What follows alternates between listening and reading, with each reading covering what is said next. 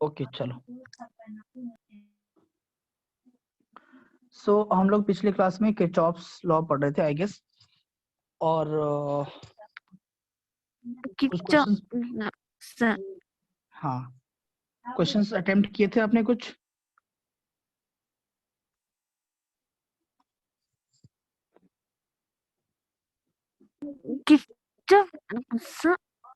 हाँ जी, Kirchhoff's law के questions आपने अटेम्प्ट किए थे कल पिछली क्लास में? क्वेश्चंस तो नहीं। अच्छा नहीं किए, ठीक है चलो एक क्वेश्चन करा के हम आगे बढ़ते हैं। लेट अस सपोज एक क्वेश्चन है दैट एक रजिस्टर है, किरचॉफ्स के दो लॉ थे, Kirchhoff's current law, voltage law. आपने मेरे ख्याल से शायद पढ़ा तो कम से कम जरूर होगा कि Kirchhoff's current law, voltage law apply कब होता है। मैंने बोला था कि किरचॉफ्स करंट लॉ ये है कि when there are many currents, when there are many currents connecting at a junction, three or more than three, then we can apply KCL, and KCL says that all the currents entering the circuit are equal to current leaving the circuit. And Kirchhoff's voltage law ये है कि किसी भी circuit के अंदर एक close loop के अंदर जो पोटेंशियल का सम होता है वो हमेशा जीरो होता है। ठीक है, मान लो ये सर्किट है हमारे पास, इसमें रजिस्टर्स दिए हैं, ये 10 ओम का है और ये भी 10 ओम का रजिस्टर है और ये भी 10 ओम का रजिस्टर है। ठीक, ये पोटेंशियल जो है वो 20 वोल्ट का है, ये पोटेंशियल जो है वो 10 वोल्ट का है और ये पोटेंशियल भी जो है वो 20 वोल्ट का है। ठीक, अब उसमें हाँ इस क्वेश्चन में क्या है कि फाइंड आई, करंट निकालना, find I in each resistor, find I in each resistor. Current की वैल्यू बतानी है हर रजिस्टर के अंदर। ठीक है, अब ये सर्किट है आपके पास, अब करंट कौन कौन सा, जब केवीएल पढ़ाया आपको तो ये बताया कि केवीएल अप्लाई कैसे करते हैं।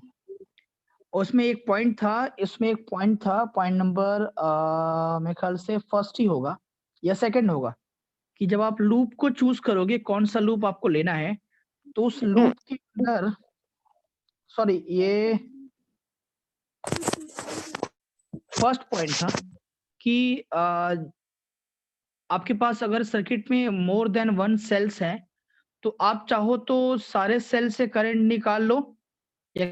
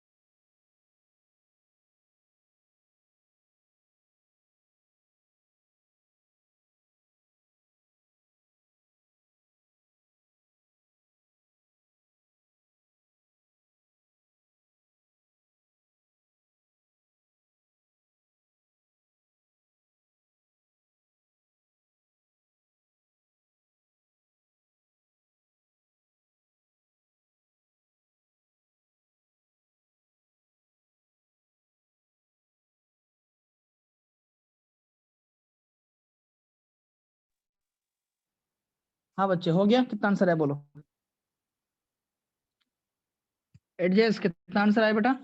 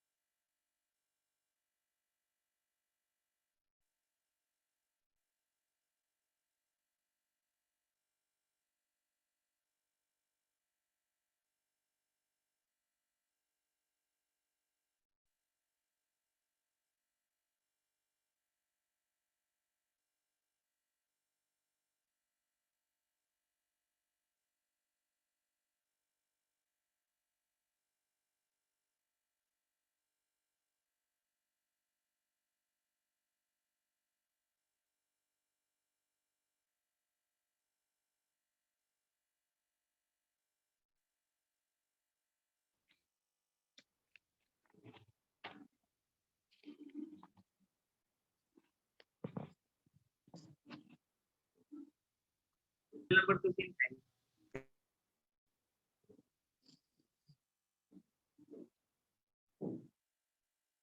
जिस मेरी आवाज आ रही है? Yes. ठीक है, तो नेक्स्ट टॉपिक है combination of cell. When you connect the cells in series what will happen. मैंने बोला कि सेल के साथ हमेशा एक इंटरनल रेजिस्टेंस लगा होता है। तो अगर सेल्स को आप सीरीज में लगाओगे, मान लो पहले सेल की जो ईएमएफ है वो 1 है, दूसरे सेल की जो ईएमएफ है वो E2 है, E1 है, ये E2 है, ठीक। इसका रेजिस्टेंस मान लो ये R1 है और ये R2 है, ठीक बच्चे। तो इसमें इक्विवेलेंट रेजिस्टेंस की वैल्यू क्या आएगी? जब सेल्स को हम सीरीज में कनेक्ट करेंगे तो इक्विवेलेंट रेजिस्टेंस की वैल्यू क्या आती है? जो यहाँ पे सेल्स की इक्विवेलेंट रेजिस्टेंस आती है उसको हम लोग कहते हैं ई इक्विवेलेंट, यानी कि एक ईएमएफ इक्विवेलेंट, और ये होता है बेटा E1 plus E2। E1 plus E2 पहले वाले सेल का ईएमएफ और दूसरे वाले सेल का ईएमएफ दोनों जोड़ देंगे, और जो R इक्विवेलेंट होता है ये कितना होता है, ये इंपॉर्टेंट है, ठीक है। तो देखो अगर मैं यहाँ पे इसमें हमें ई इक्विवेलेंट, अच्छा यहाँ पे R इक्विवेलेंट जो आता है वो आता है R1 प्लस R2, सीरीज में जोड़ा है ना। तो E1 plus E2 R1 plus R2 होता कितना है, कैसे निकालते हैं वो देखो। इसका प्रूफ देखो, आपका ये था सेल,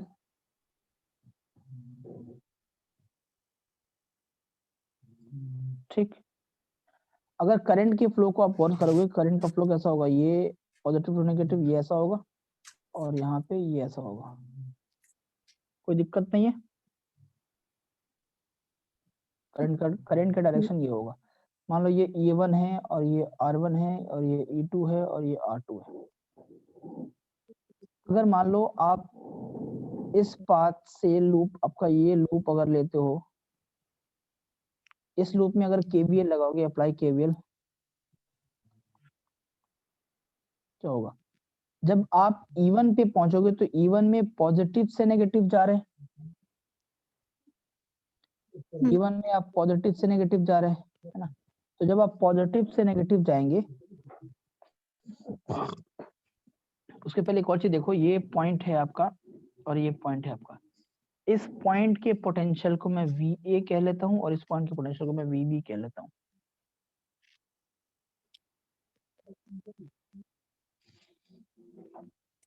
ठीक। तो जब मैं इस पाथ को फॉलो करूंगा फ्रॉम लेफ्ट टू राइट, तो क्या होगा कि आपका जो पोटेंशियल पॉइंट A के ऊपर है वो VA है, ठीक है। और E1 में आप पॉजिटिव टू नेगेटिव जा रहे हैं तो माइनस मिलेंगे इसको, माइनस E1। फिर R1 में देखोगे तो R1 में करंट के डायरेक्शन के ऑपोजिट जा रहे हैं तो ये भी लेगा माइनस में, तो होगा I इंटू R1, ठीक है। E2 में देखोगे तो E2 में भी आप पॉजिटिव से नेगेटिव जा रहे हैं तो ये माइनस होगा, माइनस E2। R2 में देखोगे तो R2 में भी करंट के डायरेक्शन के ऑपोजिट है तो ये होगा माइनस I इंटू R2, ठीक है। और इन सारे पोटेंशियल को जोड़ने के बाद यहाँ पे पोटेंशियल क्या होना चाहिए, VB के बराबर होना चाहिए, ठीक। यहाँ पे सारे पोटेंशियल VB के बराबर होना चाहिए। अब यहाँ से अगर आप इसको सॉल्व करोगे फर्दर तो ये VA माइनस VB कितना होगा, VA माइनस VB, यानी कि VB को इधर लेकर आओ, बाकी सारे को उधर शिफ्ट कर दो, तो ये होगा E1 भी प्लस में, E2 भी प्लस में, IR1 भी प्लस में और IR2 भी प्लस में, सब प्लस में हो जाएंगे। यहाँ से आप E1 प्लस E2 लिख सकते हो, E1 प्लस E2 को एक साथ लिख लो और प्लस यहाँ से I कॉमन लोगे तो ये होगा R1 प्लस R2। ये VB क्या है, potential difference across the circuit, है ना। तो ये V है, तो ये क्या होगा, V is equal to E1 plus E2, E1 plus E2 plus I into R1 plus R2। तो यहाँ से E1 प्लस E2 हम लोग कहते हैं E इक्विवेलेंट और प्लस ये होगा I इंटू R इक्विवेलेंट। याद करो जो टर्मिनल वोल्टेज था वो क्या था, EMF plus voltage across the resistance, ये तो था ना, IR1 IR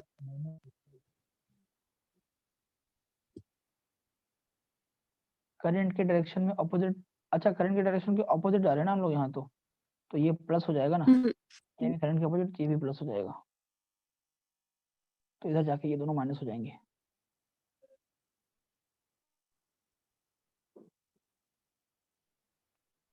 और फिर यहाँ से ये माइनस लोगे, एलसीएम कॉमन लोगे, तो I1 प्लस I2, और यहाँ से ये EQ I into R equivalent. ठीक है, तो यहाँ से दादा क्या मिला कि E इक्विवेलेंट जो होता है वो क्या होता है, E1 प्लस माइनस आई इंटरनल। आपका याद है फॉर्मूला ये तो था ना, terminal voltage is equal to EMF yes, is equal to EMF और minus EM minus voltage across the resistance, है ना। माइनस तो इंटरनल E इक्विवेलेंट है वो, E इक्विवेलेंट जो किसके इक्वल आया, देखो जो आपका ये E इक्विवेलेंट है किसके इक्वल आया, इसके इक्वल आया, जो R equivalent R equivalent equal to R1 plus R2, ये सीरीज में जब सेल होगा तब ऐसा होगा, जब सेल आपका पैरेलल में होगा, जैसे मान लो फॉर एग्जांपल एक क्वेश्चन मैंने पूछ दिया सिंपल वाला, सिंपल सा एक क्वेश्चन पूछ दिया मैंने,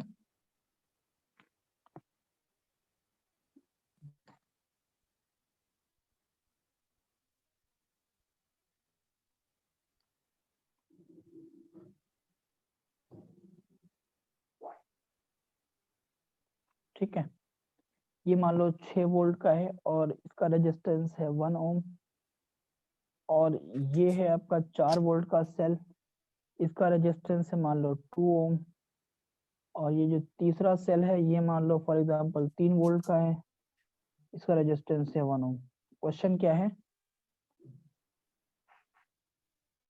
find E equivalent and R equivalent, जल्दी से निकालो फटाफट। E इक्विवेलेंट का एक ही फॉर्मूला है, दैट E1 प्लस E2, और जितने सब को जोड़ दो, तो यहाँ से E इक्विवेलेंट इक्वल टू क्या होगा, E1 और प्लस E2 और माइनस E3। बोलोगे सर माइनस क्यों, देखो ये क्या था, प्लस से माइनस, और ये भी है प्लस से माइनस, ये ऑपोजिट डायरेक्शन में, इसलिए माइनस किया मैंने, है। तो 6 plus 4 minus 3, 6 4 10 3 10 minus 3 7 volt. R equivalent निकालोगे तो R कितना होगा, 1 प्लस 2 प्लस 1, तो ये होगा 2 4 4। This is how we will do this question.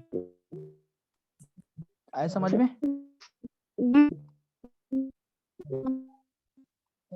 बात करते हैं पैरेलल कॉम्बिनेशन की, जब रजिस्टर्स,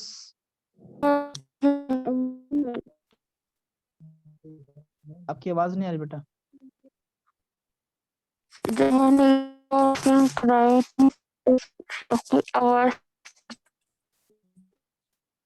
आपकी आवाज ही नहीं आ रही, क्या कह रहे हो, मैंने क्या करवाया,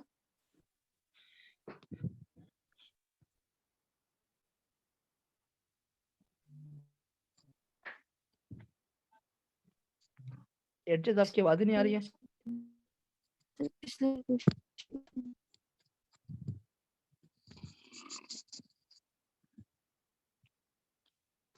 मेरी आवाज आ रही है आपको,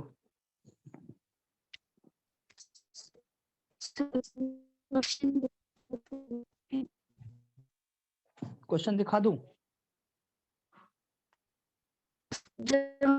स्टार्ट किया, हाँ क्वेश्चन लिखिए, आपकी आवाज आ रही है, मेरी आवाज आ रही है आपको,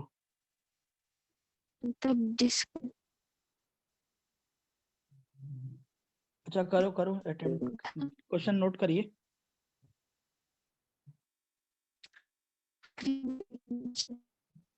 स्क्रीन नहीं दिख रही है,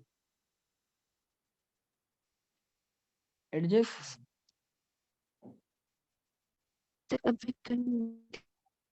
अच्छा मैं फिर से शेयर करता हूँ,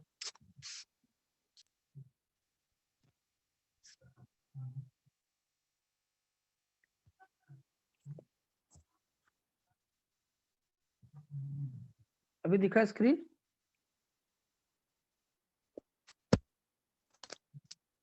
अभी दिखा बेटा स्क्रीन,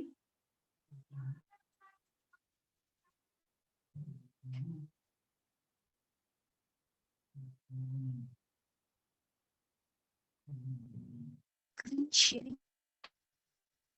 स्क्रीन शेयर्ड है बच्चे, स्क्रीन शेयर्ड है।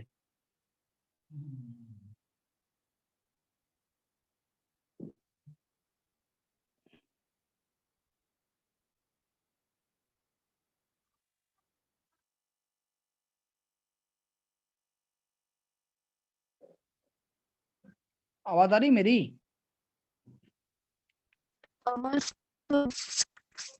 स्क्रीन दिख रही है मेरी?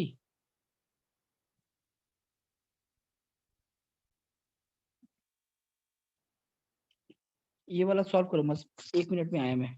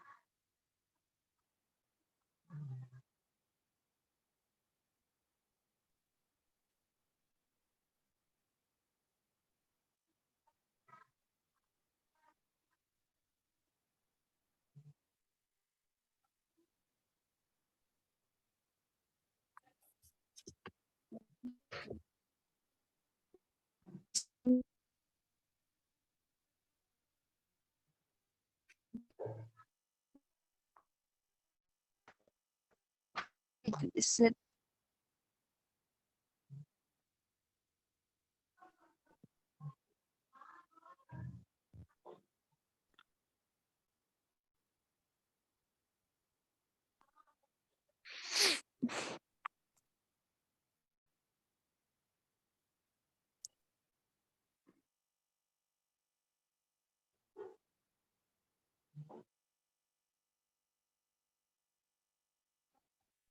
से ये वाला तो देख लिया था।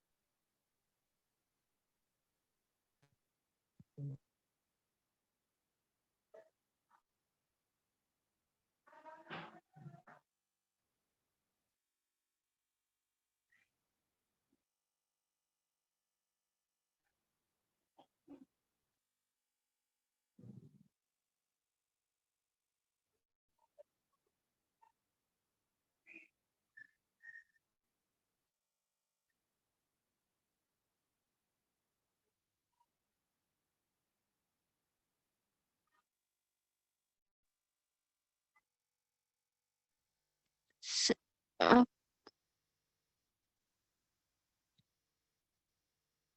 से कुछ देंगे।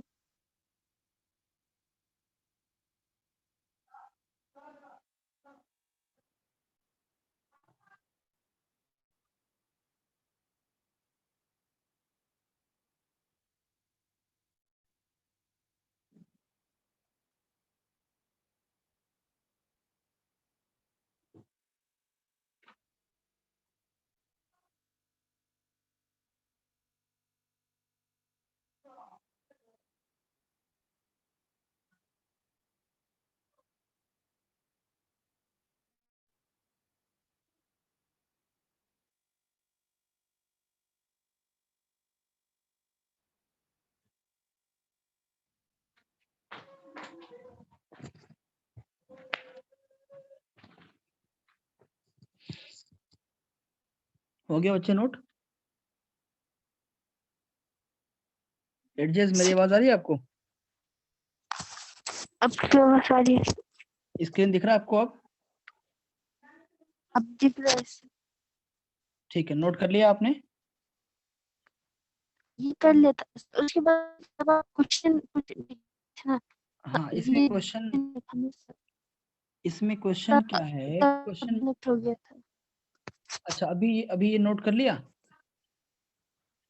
नोट कर लिया, आगे बढ़ूं? इस क्वेश्चन में क्या था सर? इस क्वेश्चन में कुछ नहीं था, ये क्वेश्चन नहीं था, ये प्रूफ था। ये क्वेश्चन ये था कि जब सेल्स को कंबाइन करते हैं सीरीज के अंदर तो इक्विवेलेंट पोटेंशियल, इक्विवेलेंट ईएमएफ कितना होता है और इक्विवेलेंट रेजिस्टेंस, इंटरनल रेजिस्टेंस कितना होता है। हालांकि मैंने बोल दिया है कि E1 + E2 हो जाएगा और ये R1 + R2 हो जाएगा, लेकिन ये प्रूफ क्या है, कैसे होगा? तो वही मैंने प्रूफ किया कि देखो सेल्स को मैंने कनेक्ट किया, इसके बाद फिर इसको इसमें जब KVL अप्लाई कर दोगे तो हम VA से बढ़ रहे हैं VB की तरफ, है ना, ये हमारे लूप का डायरेक्शन है, ठीक है। तो VA, इसके बाद फिर E1 में देखो हम पॉजिटिव टू नेगेटिव जा रहे हैं तो माइनस, ठीक है। और देखो R1 में हम करंट के डायरेक्शन के ऑपोजिट जा रहे हैं तो प्लस, इसमें पॉजिटिव टू नेगेटिव जा रहे हैं तो माइनस, और R2 में करंट के डायरेक्शन के ऑपोजिट जा रहे हैं तो प्लस, इक्वल टू VB, तो प्लस, है ना? यस। ओके, तो इसको मैंने फर्दर सॉल्व किया, VB को लेकर आए VA के साइड में, VA - VB, बाकी सबको दूसरी तरफ शिफ्ट कर दिया। तो E1 माइनस में था प्लस में हो गया, E2 माइनस में था प्लस में हो गया, IR1 प्लस में था माइनस में हो गया, IR2 प्लस में था माइनस में हो गया। तो एक्सप्रेशन आपका ये आया, ठीक है। ये एक्सप्रेशन याद करो, जब मैंने टर्मिनल वोल्टेज निकालना सिखाया था आपको, TV इक्वल टू क्या था, EMF minus the voltage in the resistance, तो वो क्या था? Internal resistance. हाँ, तो E is equal to minus IR था आपका, याद होगा फॉर्मूला कि terminal voltage V is equal to होता है E, EMF E minus I into R होता है, ये फॉर्मूला था। हाँ, ठीक है। इस एंड पे तो V इज इक्वल टू क्या होगा, EQ, E1 + E2 क्या है, EQ, और R1 + R2 क्या है, R इक्विवेलेंट। तो यहाँ से प्रूफ होता है कि EQ is E1 + E2 and R equivalent is R1 + R2। तो जब सेल्स को सीरीज में कंबाइन करते हैं तो रेजिस्टेंस ऐड हो जाते हैं, इंटरनल रेजिस्टेंस ऐड हो जाता है, और इंटरनल ईएमएफ जो है वो भी ऐड हो जाता है, ठीक है। अब बात करते हैं पैरेलल कॉम्बिनेशन की। सेल्स को पैरेलली कंबाइन करेंगे तो क्या होगा, जैसे दो सेल्स यहाँ पे पैरेलली कंबाइंड है, मान लो ये E1 है, मान लो ये E2 है, मान लो ये R1 पोटेंशियल रेजिस्टेंस है, ये R2 रेजिस्टेंस है, ठीक है। इसमें जब हम इक्विवेलेंट निकालेंगे तो क्या होगा इसका, वो I mean equivalent resistance, equivalent potential EMF, तो ये होगा इक्विवेलेंट। अब इसकी वैल्यू क्या होगी वो समझते हैं, ठीक है। देखिए वैल्यू के लिए फिर से आपको वो करना पड़ेगा, लूप लगाना पड़ेगा। ये लूप ले लो, यहाँ पे KVL अप्लाई कर लो, ठीक है। करंट के डायरेक्शन को देखिए, करंट ये पॉजिटिव सेल है तो करंट यहाँ से एंटर निकलेगा बाहर, मान लेते हैं ये I1, यहाँ से भी करंट निकलेगा बाहर, ये I2।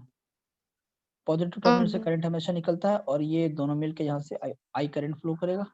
तो अगर I करंट बाहर निकल रहा है तो I करंट ही एंटर भी करता होगा ना बच्चे, कोई दिक्कत नहीं है?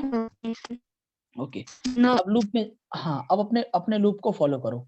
अपने लूप में देखो E1 में हम प्लस से माइनस की तरफ जा रहे हैं, तो जब E1 में प्लस से माइनस की तरफ जाएंगे, अच्छा यहाँ पे ये पॉइंट आपका मान लो A है, ये पॉइंट आपका मान लो B है, तो इन दोनों पॉइंट्स को भी कंसीडर करना होता है, हम इनको टर्मिनल वोल्टेज कहते हैं।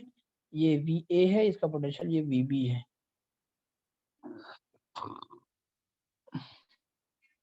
ठीक है। तो ये क्या होगा आपका, ये आपका होगा दैट VA। अब देखो E1 में हम जा रहे हैं प्लस से माइनस की तरफ, है ना, प्लस से माइनस की तरफ, तो क्या लिखेंगे, माइनस माइनस लिखेंगे, माइनस E1। और R1 में करंट के डायरेक्शन क्या है, इसमें करंट का डायरेक्शन तो यही होगा, यहाँ से ऑपोजिट है, हाँ I1, और यहाँ से ये I2 प्लस, करंट की डायरेक्शन के ऑपोजिट तो प्लस I1 इंटू R1 और उसके बाद फिर करंट हम फिर नीचे आएंगे VB पे आएंगे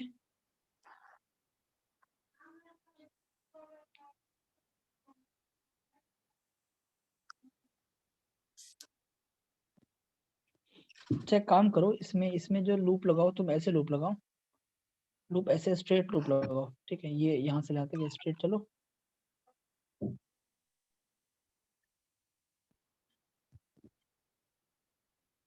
स्ट्रेट लूप मतलब ये इसको एक पाथ ये हो गया इस पाथ से चलो ठीक है इस पाथ को पहले जैसे यहाँ पे पाथ में लूप लगाया था ना मैंने इस पाथ में इस पाथ को मैंने फॉलो किया था ना इस पाथ को स्ट्रेट पाथ को यहाँ पे स्ट्रेट पाथ को फॉलो करो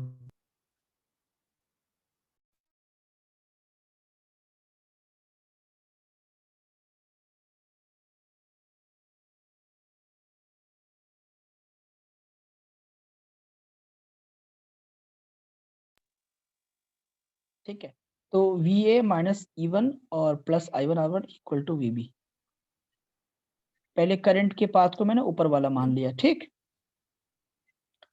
ठीक बच्चे बोलना तो VA minus VB is equal to क्या होगा ये होगा E1 और माइनस I1 R1 हाँ VA माइनस VB क्या होता है टर्मिनल वोल्टेज तो V equal to E1 minus I1 R1 ठीक अब चलते हैं पाथ 2 के थ्रू किसके थ्रू पाथ 2 के थ्रू चलते हैं पाथ 2 के थ्रू ये वाला कलर लेते हैं ऐसे चलते हैं तो इस पाथ 2 में केवीएल अप्लाई करो VB तो इसमें क्या होगा VA माइनस देखो E2 में क्या प्लस से माइनस की तरफ जा रहे हैं तो माइनस E2 और उसमें R2 में करंट की डायरेक्शन के opposite minus I2 R2 to VB तो VA minus VB is equal to E2 E2 current की डायरेक्शन का ऑपोजिट है ना minus तो ये प्लस में होगा E2 माइनस I2 R2 यानी कि V equal to E2 minus I2 E2 minus R2 I2 ठीक है ये ओके अच्छा इस इक्वेशन में इक्वेशन 1 इक्वेशन 2 हो गया ठीक है देखो फर्स्ट इक्वेशन को मैं यूज करता हूँ यूजिंग इक्वेशन 1 फर्स्ट इक्वेशन में क्या है बेटा V is equal to E1 minus IR1 equal to E1 minus I1 R1 यहाँ से करंट निकालो तो क्या होगा करंट निकालो तो माइनस यहाँ पे करंट की वैल्यू क्या होगी करंट का फॉर्मूला क्या हो जाएगा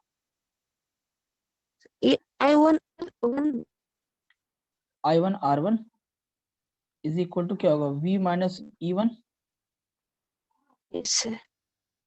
है ना नहीं E माइनस V1 क्योंकि हम I1 R1 को प्लस में ले रहे हैं ना हाँ E minus E1 minus V तो I1 इक्वल टू क्या होगा E1 minus V upon R1 ठीक है और यूजिंग इक्वेशन 2 यहाँ से I2 की वैल्यू क्या आ जाएगी E2 minus V upon R2 ठीक है अब देख बेटा I1 I2 जो है ये I ही तो था यानी कि I1 प्लस I2 को जोड़ेंगे तो I आना चाहिए है ना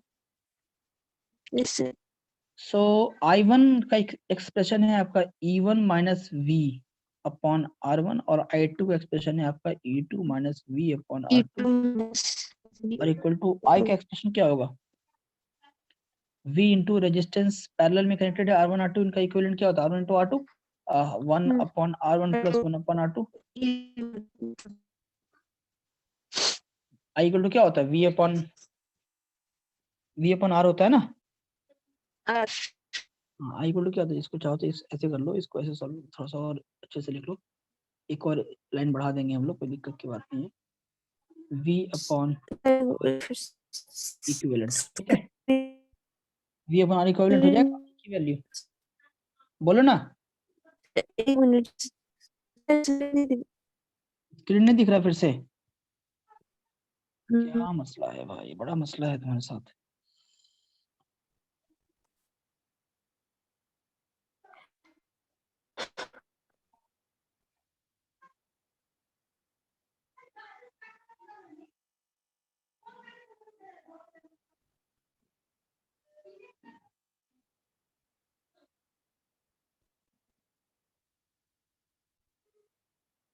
अब कैसे?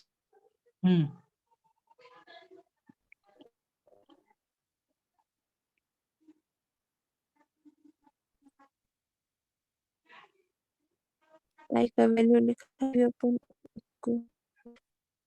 ठीक है, तो ये हो गया। अब यहाँ से इसको सॉल्व कर लो। देखो 1 अपन ये v into 1 upon R equivalent, 1 upon R equivalent क्या होगा, 1 प्लस 1 अपन आर 2। ठीक है, अब यहाँ से बेटा देखो ध्यान से, यहाँ से देखो ध्यान से, यहाँ से हम इसको लिख सकते हैं E1 upon R1 minus V upon R1 plus E2 upon R2 और माइनस V अपॉन R2 और is equal to V into 1 upon R1 plus 1 upon R2 plus R2। ठीक है, अब यहाँ से चाहो तो तुम ऐसे लिख लो, ये E1 अपॉन R1 और प्लस E2 अपॉन R2। ठीक है, और यहाँ से V कॉमन निकालो तो 1 upon R1 plus 1 upon R2। ठीक है, और ये इज इक्वल टू क्या होगा, V इंटू वही सेम चीज, V into 1 upon R1 plus 1 upon R2।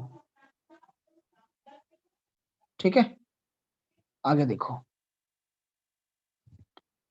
तो इसको काम करो, V into 1 upon R1 plus 1 upon R2 equal to 1 upon R2 equal to E1 upon R1 और प्लस E2 अपॉन R2 और माइनस V इंटू सेम रहेगा, V into देखो same ही चीज आ गया ना, V into 1 upon R1 plus 1 upon R2, इसको तो इस पूरे को हम I लिख सकते हैं, कोई दिक्कत नहीं है ना। जैसे मैंने I की जगह पे, ये I की जगह पे तो आया ये वाला पूरा, तो सेम ही चीज तो है ये, समझ रहे हो।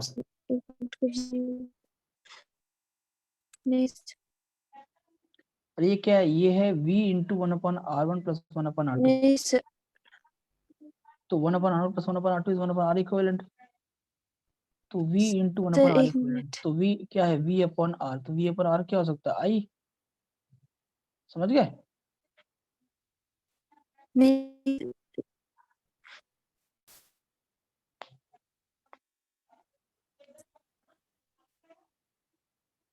फिर से लिख दूं क्या मैं,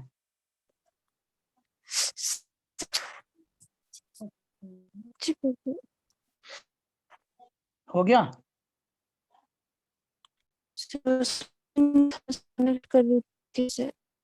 स्क्रीन नहीं दिख रहा है क्या?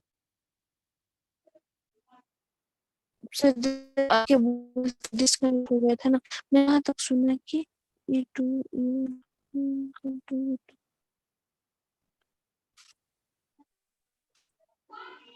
हाँ सर, ये सेकंड लाइन तक सुना। अच्छा, तो यहाँ तक सुन लिया, यहाँ तक समझ में आ गया ना ये वाला पॉइंट, ये ये वाला लाइन उससे ऊपर, हाँ यहाँ तक आया। ये आ गया, नीचे वाला गया सर, नीचे ये मैंने क्या किया, ये और ये एक साथ लिख दिया, ये दोनों E1 अपॉन R1 E1 आ E2 गया सर। को माइनस V यहाँ से एल्स कॉमन लिया तो 1 upon R1 plus 1 upon R2 else common आ गया। R2 अब देखिए V into 1 upon R1 plus 1 upon R2 को I लिख सकते हैं ना, V into R, yes sir, और equal to V R। R2। ठीक है, तो अब ये आपका एक्सप्रेशन आ गया। ठीक है, अब यहाँ से आप चाहो तो V इज इक्वल टू लिखो क्या,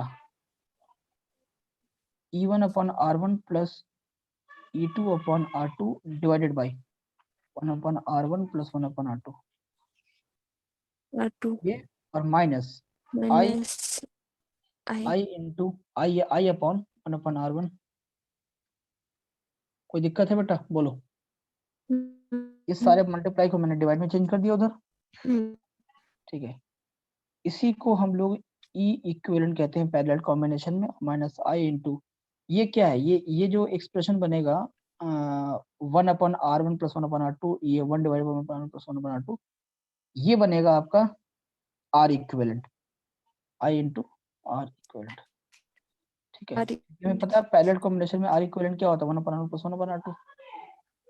तो हाँ, तो ध्यान रखो पैरेलल कॉम्बिनेशन में अगर सेल होगा तो ई इक्विवेलेंट, जो ईएमएफ इक्विवेलेंट होगा टोटल, ई इक्विवेलेंट वो होगा E1/R1 + E2/R2 R2 divided by 1/R1 + R1 1/R2। plus ये 1 होता है R2 E equivalent in parallel combination. हालांकि ये क्वेश्चन ऐसे आते इतने मुश्किल वाले है नहीं। और आर इक्विवेलेंट की वैल्यू क्या होगी, 1/R equivalent equal to 1/R1 + 1/R2। I R2 आई बात समझ? yes ये है पैरेलल कॉम्बिनेशन में।